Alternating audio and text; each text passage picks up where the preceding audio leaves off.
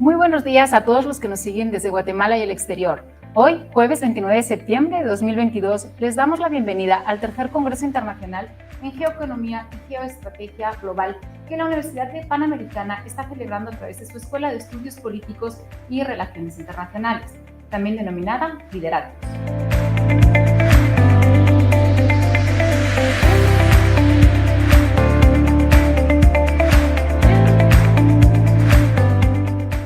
Regresamos con nuestro congreso, el tercer Congreso Internacional en Geopolítica y Geoestrategia de Lideratius. Ahora lo vamos a hacer con una entrevista que para nosotros es muy especial. Tenemos del otro lado de la pantalla al representante especial de Ucrania para asuntos en América Latina y el Caribe, quien nos va a dar una visión desde adentro de lo que está ocurriendo en Ucrania, tanto de la guerra como una contextualización de Ucrania para situarla y poder conocer más sobre este país. Muy buenos días, señor embajador. A todos, saludo cordialmente. Pues aquí estamos a punto de llegar a toque de queda, por eso cada minuto sirve.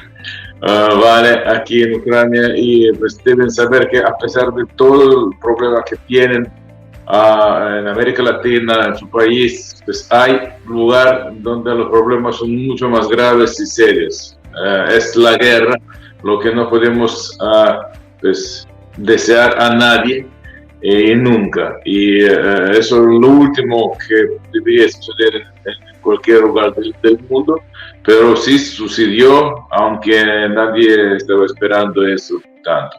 Y ya que ustedes están aquí enfocados en este tema, eso significa que primero no son ignorantes y realmente les interesa ese tema, y ustedes entienden que hoy en día en nuestro mundo globalizado ya cada cosa que sucede en otro lado del mundo tiene sus consecuencias para todo. Esto es algo global. Estamos viviendo en el mundo globalizado. Totalmente de acuerdo, señor embajador, y eso es precisamente lo que queremos desgranar con usted. Nos llegan noticias, hay propaganda tanto de un bloque como de otro, de unos intereses como de otros, y eso es lo que queremos ahondar en este momento con alguien que sí tiene todas las capacidades para poderlo hacer desde adentro. Permítame, por favor, que lo presente formalmente para que nuestro público pueda conocer con quién estamos conversando el día de hoy. Es el embajador Ruslan Spirin, como decía, representante especial de Ucrania para Latinoamérica y el Caribe. Tiene estudios en la Universidad Lingüística Estatal de Kiev, de la Academia Diplomática de Ucrania, del Ministerio de Relaciones Exteriores de Ucrania y de la Academia Nacional de Administración Pública ante el presidente de Ucrania. Ha sido embajador de Ucrania en México y estuvo adscrito a diferentes misiones diplomáticas en Brasil y España. Se desempeñó como embajador extraordinario y plenipotenciario de Ucrania en Costa Rica, Guatemala y Panamá y Belice.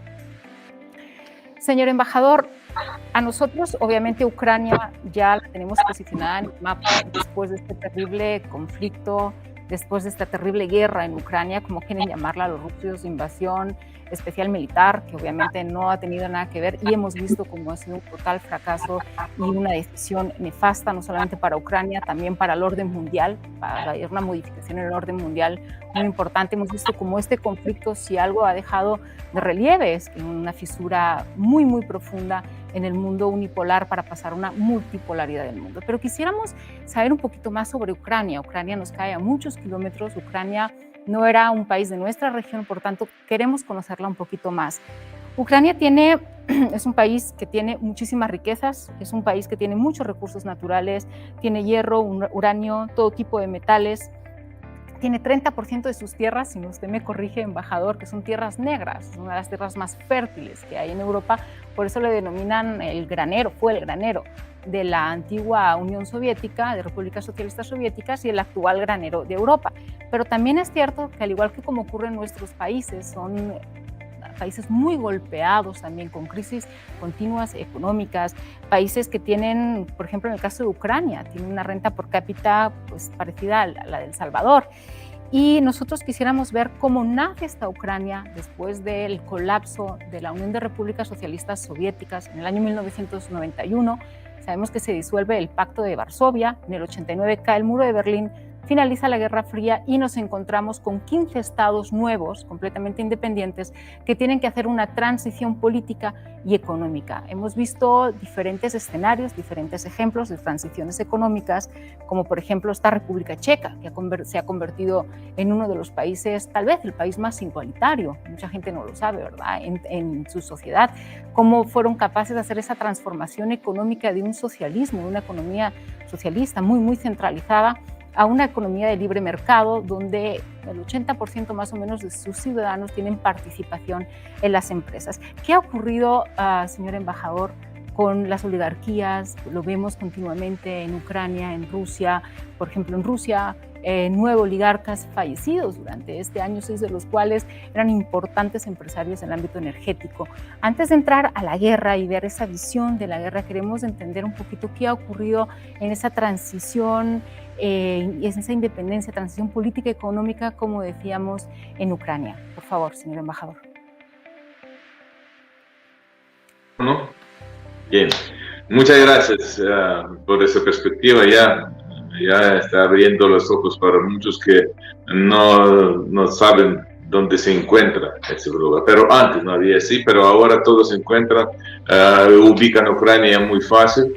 Y pues entonces yo puedo dar alguna retrospectiva de qué país estamos hablando en general. Ya hemos recibido muchísimas gracias tu información. Eso me facilita la cosa, pero un poco profundizando, puedo decir que Ucrania tiene como país ya su historia millonaria. Primeras épocas, digamos, de florecimiento de Ucrania de 1500 años atrás. Aquel entonces se llamaba Rus de Kiev o Rusia Kievita. Kiev es la capital de Ucrania actual, y aquel entonces era un imperio invencible.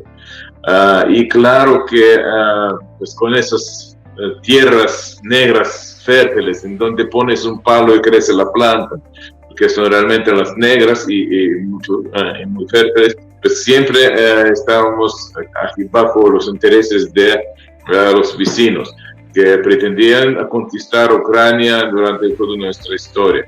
Y también esta posición geopolítica nos permite manipular con muchas cosas y al mismo tiempo pues ya estudiar y aprender cómo actuar en la vida de diplomacia.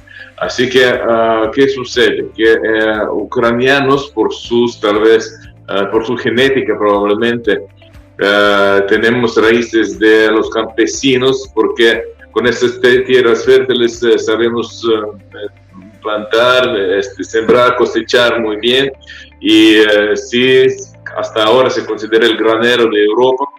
Tenemos tanta alimentación cada año para alimentar 400, 500 millones de habitantes fácil, con la población de Ucrania de 45 millones.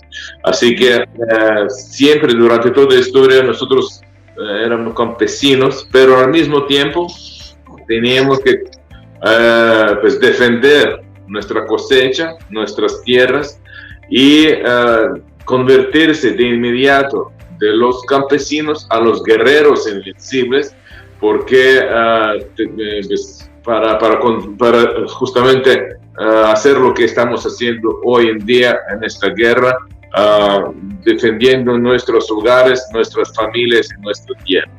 Así que durante toda la historia millonaria ya aprendemos a hacerlo y estamos haciéndolo bien. Completamente de acuerdo, sin duda, si hay un pueblo resiliente en el mundo es Ucrania. Es un pueblo, como usted decía, que ha sido invadido prácticamente por todos, porque es una tierra muy fértil, rica en recursos, como decíamos, y eso ha hecho también que Ucrania tenga una fractura, un poco, si lo podemos decir de esa manera, en la identidad nacional, en la identidad cultural, porque usted hablaba de todos los millones de ucranianos que hay, pero no hay que dejar tampoco aparte que existen alrededor de 8 millones de rusos también en Ucrania, lo cual nos dibuja una serie de regiones como Donbass, Lugansk, etcétera, que son prorrusas, de habla rusa, y que son pro relaciones comerciales con Rusia. Sin embargo, tenemos otra parte que es la más importante del país, en torno a unos 34 millones más o menos de habitantes aproximadamente, que son pro-ucranianos, pro-Unión Europea, pro-OTAN, de habla ucraniana. Sin embargo, obviamente encontramos un país que es un crisol realmente de razas donde es bastante difícil poderse poner de acuerdo, y tal vez por eso la transición económica que hablábamos al inicio para pasar de esa economía socialista centralizada a una economía de libre mercado no se ha podido completar satisfactoriamente como en otros países. Tenemos algunas exrepúblicas socialistas soviéticas, algunos países ya independientes como Polonia, que han hecho muy bien sus deberes y que han podido incluso entrar en la OTAN y en la Unión Europea. ¿Cómo pueden llevar esa situación de tanta tensión dentro del país cuando encontramos algunas regiones que no quieren dar ese salto al modelo occidental y encontramos la mayoría del país, un número importante de ucranianos que sí quieren dar el salto y meterse en un modelo más occidentalizado, porque todo el mundo tiene derecho a poder diversificar sus socios comercialmente hablando y, por supuesto, mejorar su nivel económico de vida? Pues bien, primeramente tengo que abrir los ojos a todos ustedes porque algunos creen que hay mucha diferencia entre los que hablan ruso y ucraniano aquí en Ucrania. Pues, Rusia utiliza este tema como pretexto para invadir sus tropas en sus territorios. ¿Qué les parece si España, por ejemplo, diciendo que su gobierno trata mal a ustedes, van a entrar con la guerra? Guatemala, por ejemplo, porque ustedes son hispanohablantes. Entonces, ¿qué creen? Que España tiene derecho de reconquistar esos territorios. Totalmente así de acuerdo. Usted ha puesto un buen ejemplo de España. Sí, Hace 3 o 4 años hubieron... Eso es solamente un ejemplo. Pero hablando de esas regiones rusohablantes, rusoparlantes, son justamente esas regiones que están ocupadas hoy en día por los rusos y sus ciudades son totalmente destruidas. Así que han matado prácticamente los civiles rusoparlantes. Pero siendo rusoparlantes, ellos siguen siendo los ucranianos, con pasaporte ucraniano, que no pretenden regresar a la órbita de influencia de Rusia, porque es una tragedia que viven allí en la dictadura policial en este país. Todas esas regiones se consideran ucranianos y quieren vivir con todo el mundo civilizado. Pues bien, ¿qué les digo? Durante toda esta historia, no solamente estoy hablando de esta historia actual, sino a partir de creación de Unión Soviética, aquel entonces colapsada ya, pues era como 70 años de esclavitud para 15 repúblicas. 70 años de la vida de nuestros abuelos, de nuestros hijos que estaban viviendo en la situación de esclavitud porque todos deberían enviar todas sus riquezas, hasta cerebros suyos, sus bienes a Moscú. Todos 15 repúblicas, que cada quien tiene su propio idioma, su cultura, sus vestidos, cocina, bailes, cantos, totalmente diferentes. Cada quien debería comenzar a aprender ruso primero, cuando cumples 6 años, y solo en 5 años te permiten hablar su propio idioma. Y si alguien durante su vida cotidiana pues habla su propio idioma en esos 15 repúblicas, te consideran nacionalista radical y con eso no vas a tener la posibilidad de recibir buena educación, ni buen trabajo, ni nada en la vida. Eso sería una política de integración del Partido Comunista de Unión Soviética, y eso fue la idea, integrar cuanto más las naciones para que todos pensaran que eran rusos, pero no es así. Entendemos. Cada quien tiene su propio idioma y su propia nacionalidad.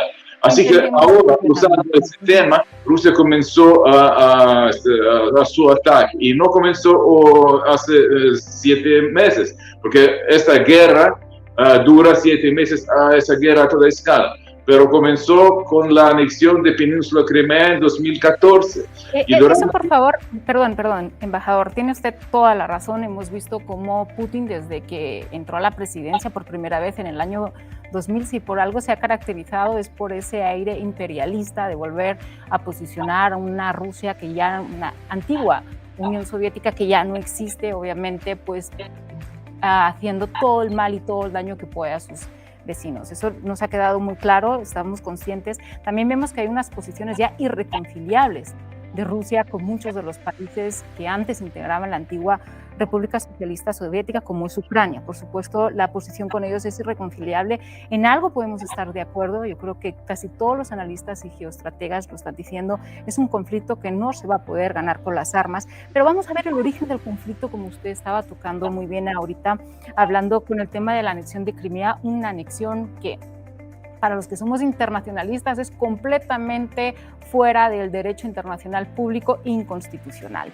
Explíquenos un poquito qué es lo que pasó en el año 2013 con esas revueltas del Euromaidán, cuando el presidente tuvo que salir, el presidente de ese momento, tuvo que salir huyendo prácticamente a Rusia porque declinó firmar el TLC, el Tratado de Libre Comercio, que hubiera beneficiado muchísimo a Ucrania con Europa, con la Unión Europea, y cómo después la reacción de Vladimir Putin fue la anexión prácticamente fue la anexión de Crimea en el año 2014, quedándose un territorio que es ucraniano.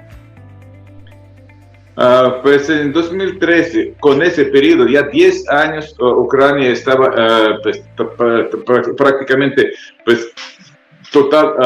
concentrada para adquirir esa posibilidad de integrarse a la Unión Europea, porque hasta ahora es la tarea principal de política exterior de Ucrania.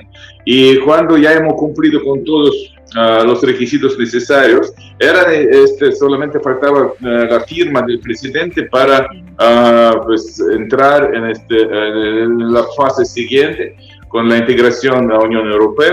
Y por la orden de Putin, este presidente fugitivo, aquel entonces ucraniano, que fue puesto prácticamente con el dinero y la propaganda de Putin, él no firmó ese documento con la Unión Europea, y toda la población en Ucrania fue tan sorprendida y pues ya salieron a la calle los estudiantes. Primero los estudiantes con sus manifestaciones pacíficas salieron a la calle central de Ucrania, de Kiev, para explicar que no están de acuerdo, que pretendemos vivir en el mundo civilizado y no queremos regresar allá a ese orden de influencia de Rusia. Bien, y con eso este presidente, aquel entonces, dio orden a matar a estos estudiantes, disparar a ellos.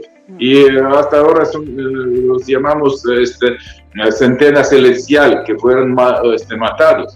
Nuestros hijos, nuestros hermanos, padres, y eso fue suficiente para nuestro pueblo. No aguantamos tal poder que puede con sangre fría matar a su gente. Poder debe servir al pueblo y no al revés. Entonces, así es la idea de todo el mundo aquí en Ucrania, y nosotros levantamos todos en todas las ciudades de Ucrania, salimos a la calle, y pues él ya entendió que presidente, que hay que huir, y él sí es presidente fugitivo hasta ahora en Rusia. Pues se encuentra desde el 2014 aquí, ahí en Rusia, y no pretende regresar porque pues, ya aquí todo el mundo está contra él, y él cometió tantos crímenes contra su nación que no puede hacerlo. Así que, por ese momento, cuando salió un presidente y todavía no fue nombrado nuevo presidente, era un par de semanas de política incontrolable, digamos así. Y Rusia aprovechó esa oportunidad para entrar con sus tropas desde sus bases militares del Mar Negro, de Sebastopol, con sus tropas sin insignias, por cierto, sin banderas, entraron a Península Crimea y comenzaron a conquistar una por otra las ciudades ahí en esta Península Crimea. Y para justificar su estancia en este lugar, igual como está intentando de hacer hoy en día con las regiones ocupadas, son 20% del territorio de Ucrania por el momento. Entonces, aquel entonces él llegó al parlamento con los soldados suyos y preguntó bajo los fusiles de Kalashnikov a esos diputados si quieren ser anexados a Rusia o no.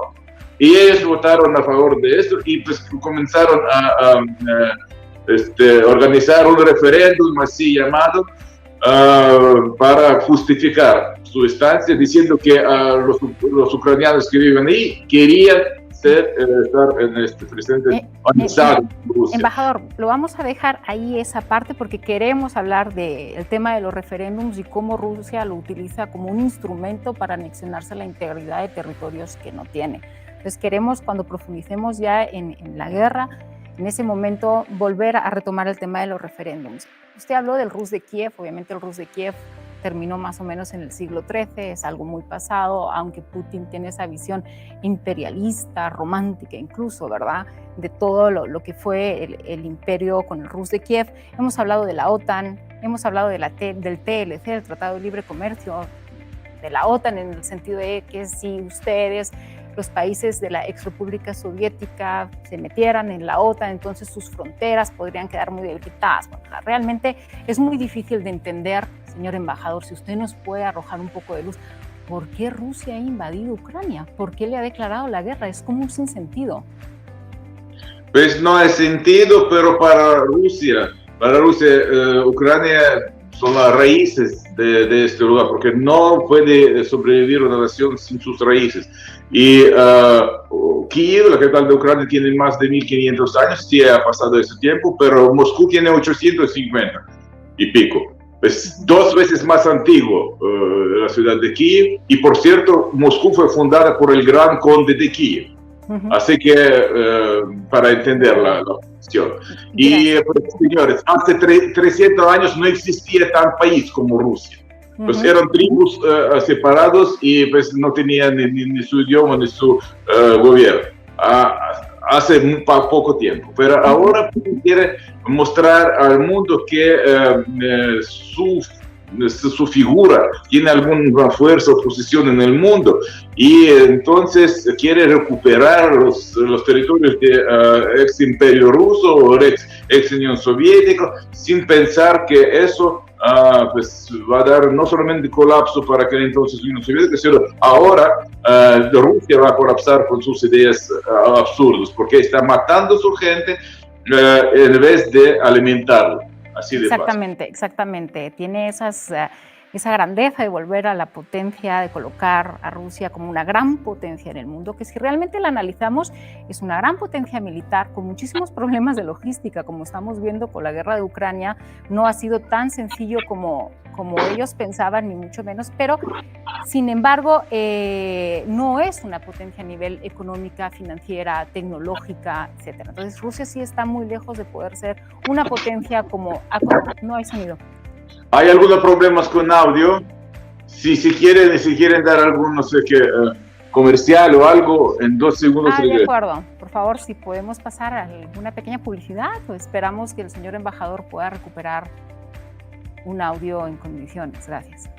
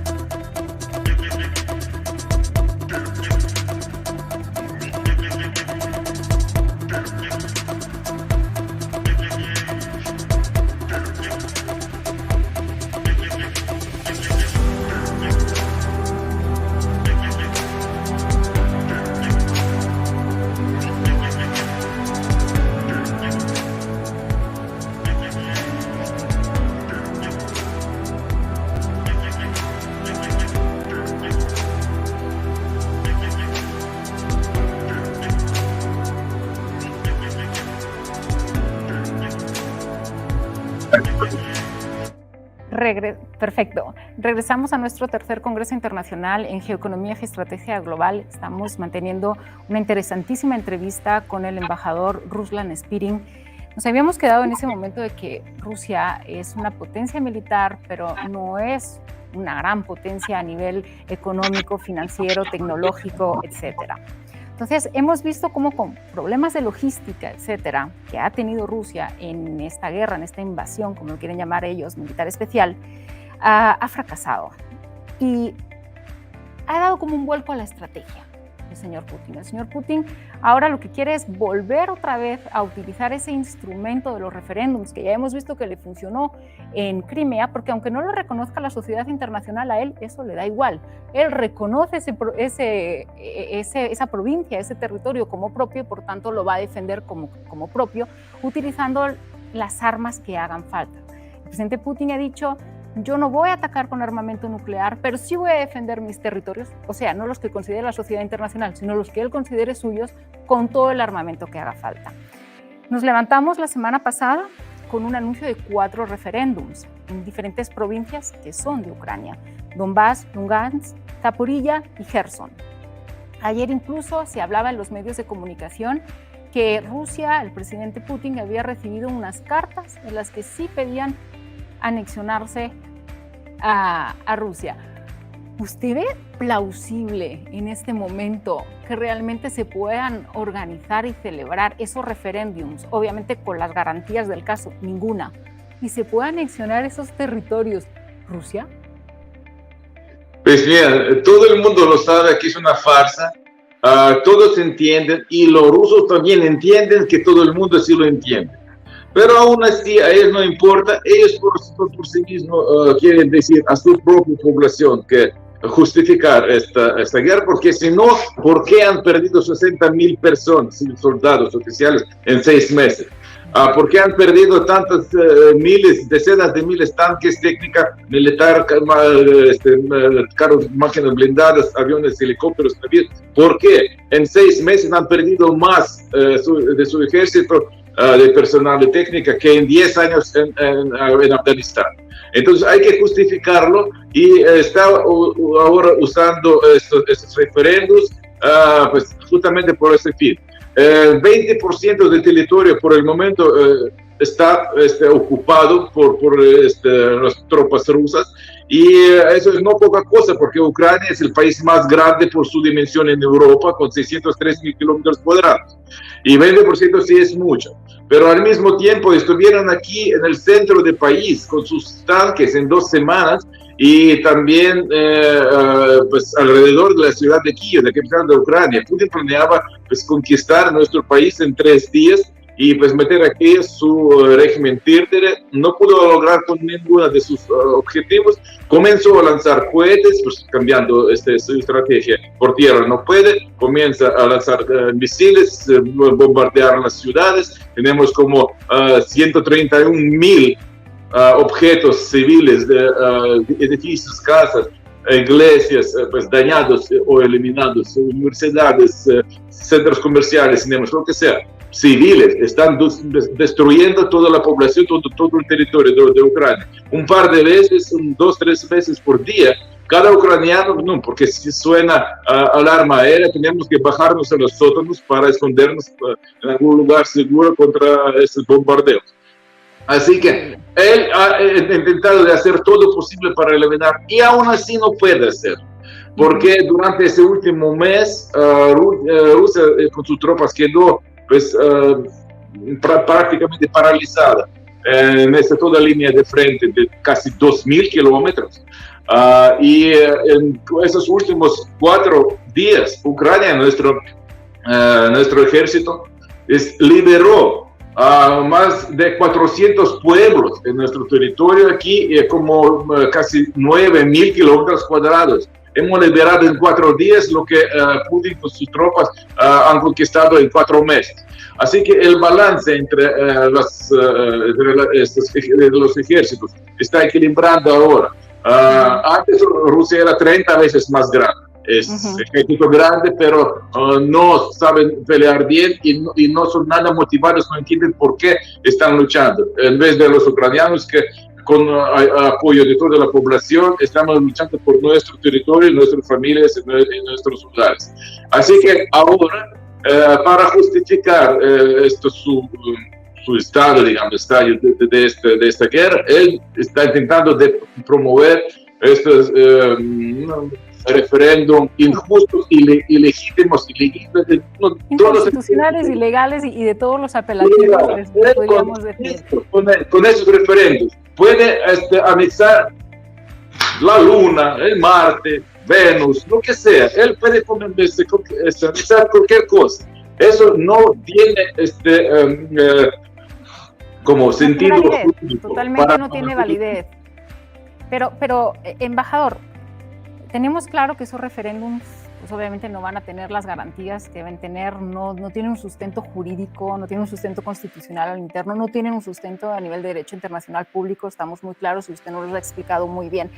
Pero yo quisiera ver un poquito esa resistencia férrea que cómo ha plantado cara a Ucrania, a un imperio, como estamos diciendo, un bloque muy importante militarmente como es Rusia, pero cómo han sido la llamada, cómo ha sido respondida esa llamada de ayuda, de petición de ayuda por parte de Ucrania. Hemos visto una diferencia bastante grande entre la respuesta que ha hecho el bloque regional de la Europa oriental y el bloque regional de la Europa occidental.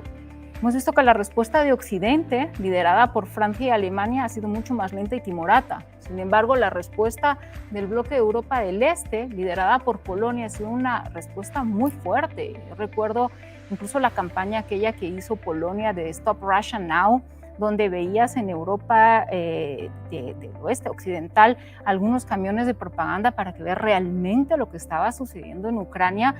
¿Cómo se sienten los ucranianos con esa respuesta gallo-gallina, que decimos aquí en Guatemala, por parte de Europa occidental, por parte de Alemania, por parte de Francia, que obviamente entendemos los intereses que tienen en cuanto al gas y que quieren una negociación con Rusia, ¿verdad?, para salir de todo este conflicto? Pero ¿cómo se sienten los ucranianos con esa respuesta? Pues es que la verdad es un poco diferente. Sí hay en las noticias información sobre alguna tensión, pero en la realidad todos en Europa quieren apoyar a Ucrania y están apoyando.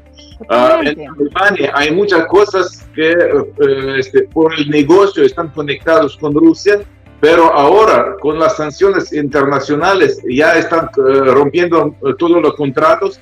Ya están saliendo el dinero de los bancos de Rusia, ya están cortando Rusia de los bancos de SWIFT y con eso se queda aislada totalmente. Y toda Europa, en primer lugar Polonia, ahí son como 8 millones de los ucranianos refugiados a Polonia y otros vecinos de nuestro país, pero también en Alemania nos presta gratuitamente su alojamiento, ayuda, apoyo social, de medicina, de psicología, de cualquier cosa, nos alimentan gratuitamente a todos los ucranianos que están ahí. En este 8, casi 7 y pico meses, salieron como refugiados a Europa como 8,5 millones de habitantes.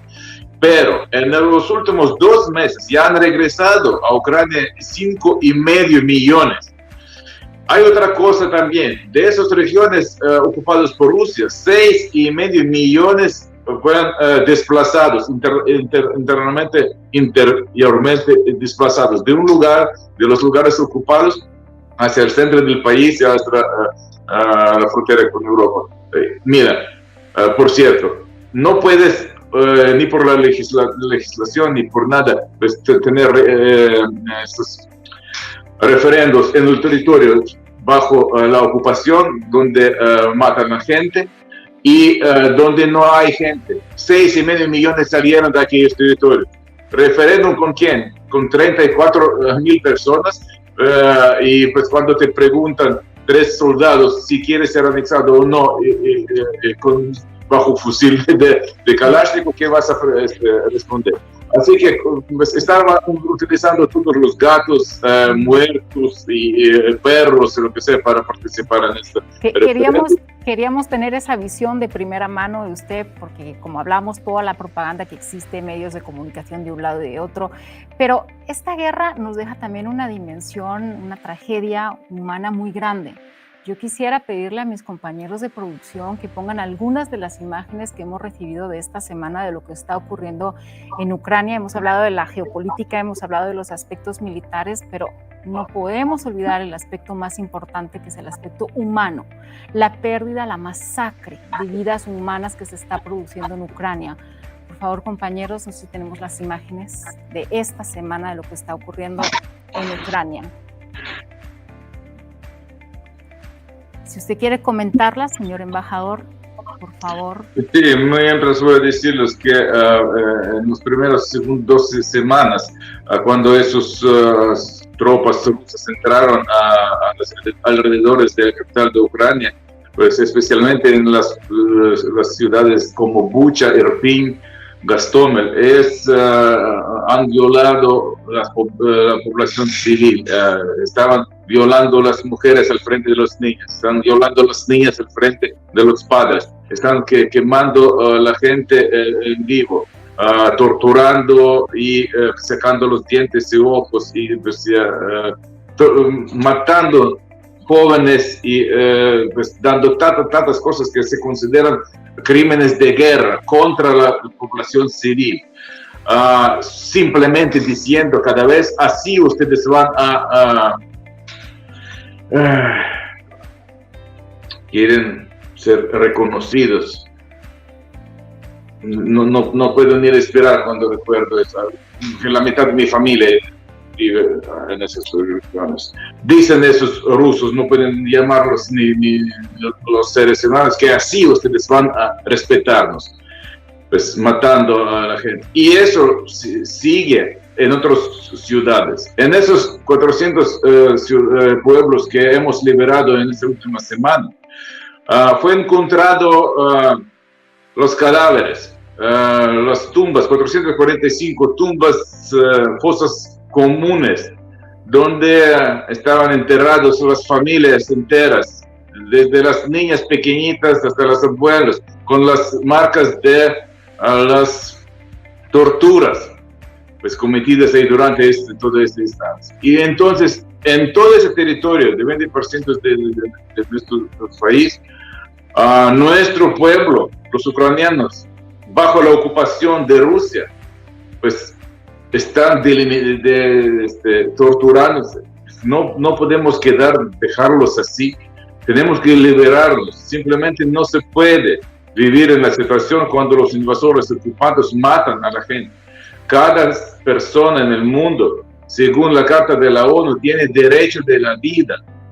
Y nosotros no podemos desperdiciarlo. Estamos defendiendo la vida de nuestros conciudadanos bajo la ocupación de Rusia. Y sí, pues ya comenzamos a ganar esa guerra, ya llegamos con nuestra contraofensiva y con el apoyo internacional, justamente de Francia, de Alemania, de Estados Unidos y de todo el mundo, que nos mandan finanzas, y también la técnica ofensiva, técnica militar, el armamento moderno. Nosotros podemos expulsar esos rusos. Lo que nos falta, sí, es la cantidad necesaria de esas armas. Pues por el momento es suficiente para detener a los rusos y paso a paso, poco a poco, comenzar a liberar nuestro tierra, pero no es suficiente. Por eso es lo que estamos pidiendo a todo el mundo, que nos manden más tropas, más armas, y con el ejército ucraniano nosotros vamos a liberar a esos territorios de los invasores. Y los países del mundo nos están mandando estas armas porque entienden que los ucranianos defienden no solamente el territorio de Ucrania, sino están defendiendo Europa y prácticamente están luchando contra el mal o maldad universal, mundial, contra la amenaza global. Porque los diputados rusos, diputados y políticos, la gente del gobierno, desde las pantallas de sus televisoras y desde las tribunas de su parlamento, dicen que van a conquistar o ocupar otros países vecino de Europa, y otros dicen que vamos a ir a Alemania y matarlos todos ahí, otros dicen que vamos a con nuestros tanques a conquistar toda Europa hasta Inglaterra. Señor Eso es lo que embajador, estamos diciendo. usted dijo algo muy importante: la guerra físicamente está sucediendo en Ucrania, pero no es una guerra únicamente en Ucrania, sino es una guerra mucho más global, es una guerra donde estamos disputando otros temas de política internacional supranacional que no tiene que ver con Ucrania. No obstante, está sucediendo en Ucrania, como hablamos de esa fisura de la unipolaridad a la multipolaridad, ha quedado muy bien explicada por usted. Usted habló de crímenes de guerra. Ustedes, yo me imagino que esperarán y abogarán porque hay algún tribunal penal internacional semejante como el que hubo en Ruanda o hubo en la ex Yugoslavia para poder castigar estos crímenes de guerra y que no vuelva a suceder. Señor embajador, cuando termine esta guerra, esperemos que sea muy, muy pronto. Hemos visto la catástrofe, el drama humano, la tragedia humana de tantas vidas muertas. ¿Cómo se va a reconstruir Ucrania? Ucrania, hablan de entre 200 millones, 200.000 millones a 560.000 millones para reconstruirla. ¿De dónde piensan sacar esos recursos? ¿Cómo lo van a hacer? Mira, bien, eso sí, seguro no tenemos dudas que después de cualquier guerra comienza la paz, viene la paz. Y seguro que vamos a ganar. No pretendemos rendirnos, los ucranianos nunca se rinden y vamos a luchar hasta la muerte de los enemigos. No pretendemos morir antes de ganar. Así que vamos a ganar todos juntos, porque Rusia es una amenaza global y miren cuántos elementos de seguridad global han violado con su guerra. Seguridad marítima, bloqueando los puertos de Odessa para no dejar salir al grano culturas alimentarias para todo el mundo, para África en primer lugar. Seguridad alimentaria es porque subieron los precios en todo el mundo para el trigo y maíz en grano y todo. Seguridad radiológica porque están ocupando las centrales nucleares y avanzando en todo el mundo con la tragedia que ha sucedido antes en Ucrania con Chernobyl, y ahora tenemos la ocupación y las bombas, los explosivos rusos en el territorio de central nuclear más grande de Europa, de Zaporizhia. Seguridad energética con corte de gas para Europa. Seguridad frente a las armas de esta destrucción masiva, porque pretenden ya hasta utilizar estas bombas nucleares. Así que eso es lo que sucede y comete errores Rusia. Comete crímenes contra la humanidad, y ya hemos enviado al Tribunal Internacional, vamos a hacerlo seguro, ya tenemos decenas de miles de comprobaciones de esas evidencias de esos criminales cometidos, y seguro que un día van a responder. Pero después de establecer la paz, seguro que ya estamos preparándonos para esto, y no solamente estamos buscando y pensando cómo vamos a reconstruir nuestras tierras. Primero que 5,5 millones de los ucranianos en 2 meses ya han regresado a Ucrania, justamente para reconstruir sus edificios, sus casas, sus escuelas, hospitales, para cosechar también, plantear, sembrar y cosechar. Y comenzamos ya. Y además, con la ayuda internacional que ya tenemos, no solamente declarada, sino ya viene por parte del Fondo Monetario Internacional, Banco de Desarrollo, Banco Mundial, los países como tales en el nivel bilateral ya mandan 14 mil de millones de dólares a Estados Unidos una vez, otra vez 12 mil millones de dólares de ayuda. Uno de esos de técnica militar, otro para las necesidades sociales.